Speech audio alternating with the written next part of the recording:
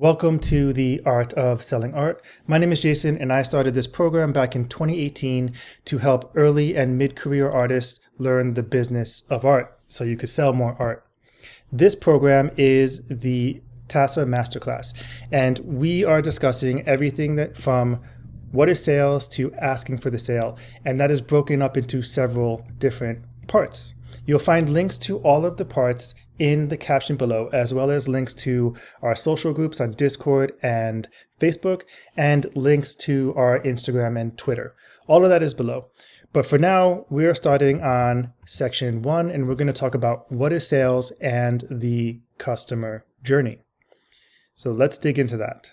Okay, so step 1, what I want to do is reframe what sales is so that as an artist, you can approach this sales conversation understanding that you're not going to be the sleazy salesman or the high pressure salesperson that most of us are afraid of becoming, because we don't actually need to do that anymore.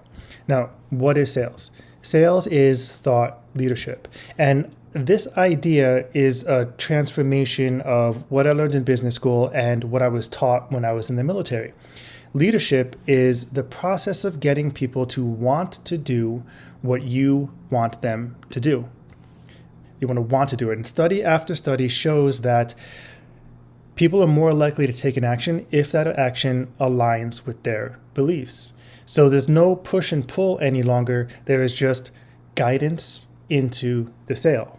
And that takes a lot of pressure off of you. I know it's taken a lot of pressure off of me and a lot of the other artists in TASA. So TASA is, or this sales is thought leadership. How is sales different now than the way we grew up with it?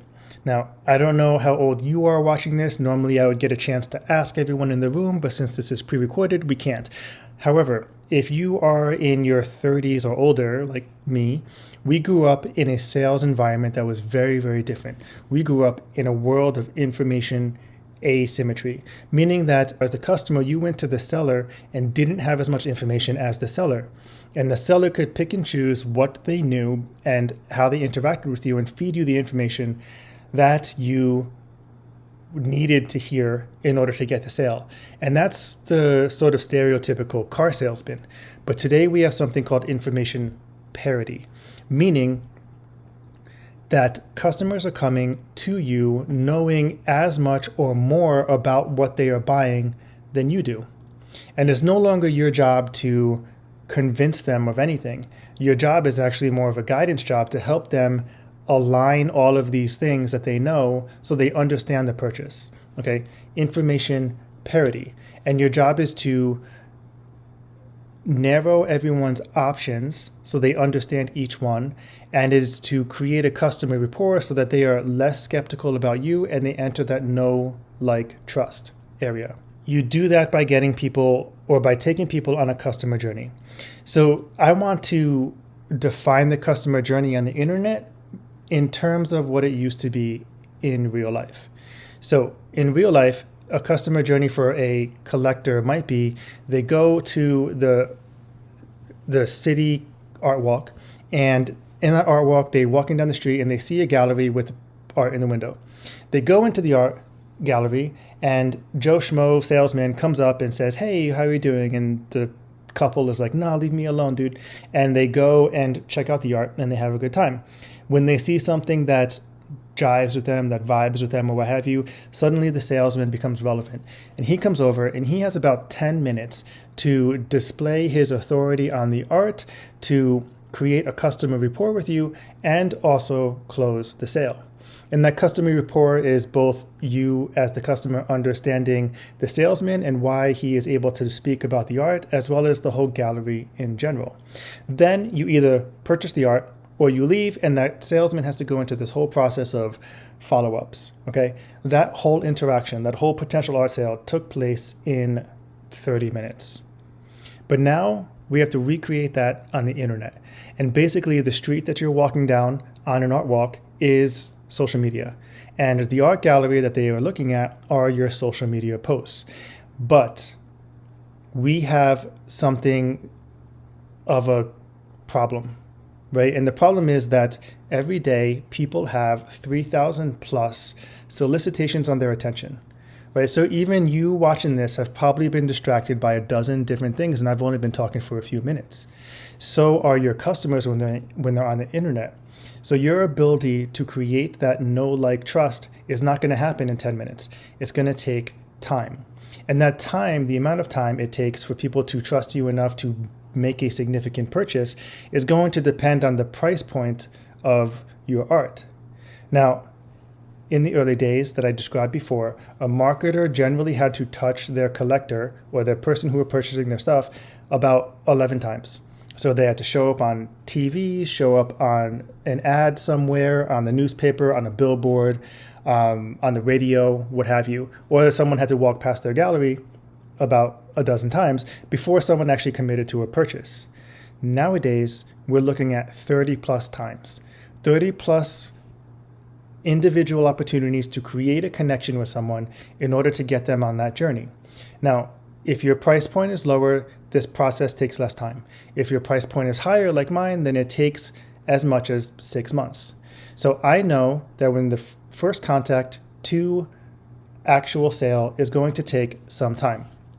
And that time is really important, and you need to have a strategy for interacting with those people, with teaching them more about you and your art during that span of time.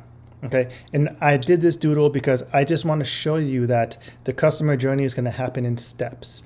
And those steps are going to take days, weeks, months, or initial exposure, secondary exposure, third exposure, fourth exposure. And you have to understand that on each of those exposures, you have to be connecting with your collector, with your potential collector, with the right customer during in a way that transforms your relationship each time.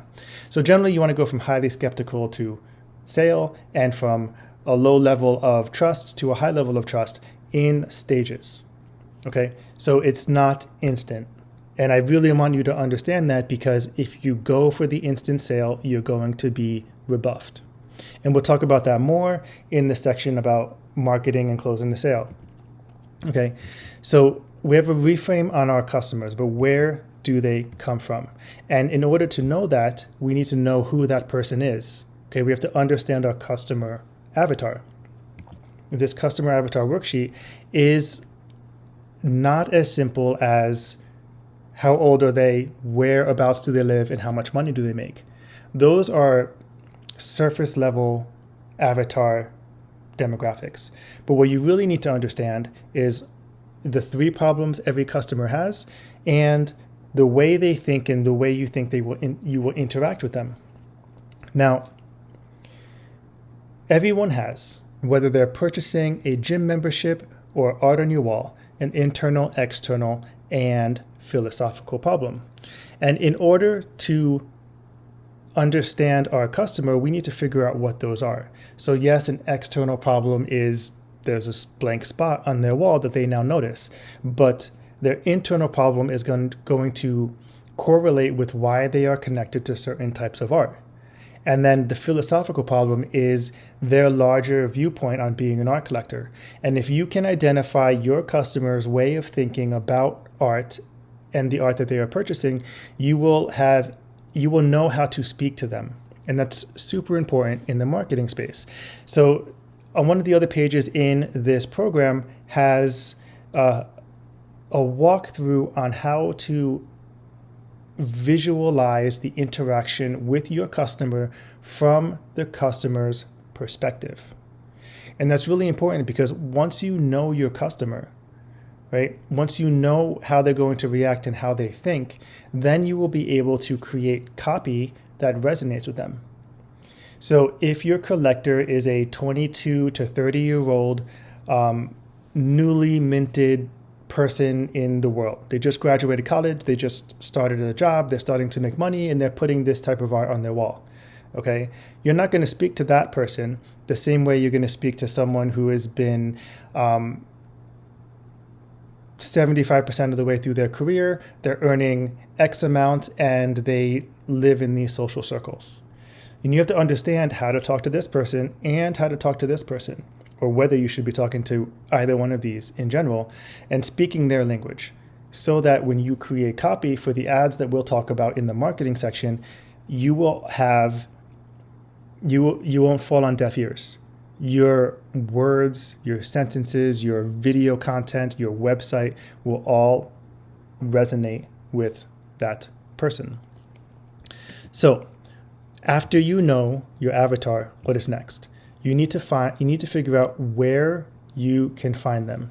So go to part 2 of this video, and we're going to talk about marketing and finding your customer in the worldwide social media scape. Okay, I'll see you in section 2.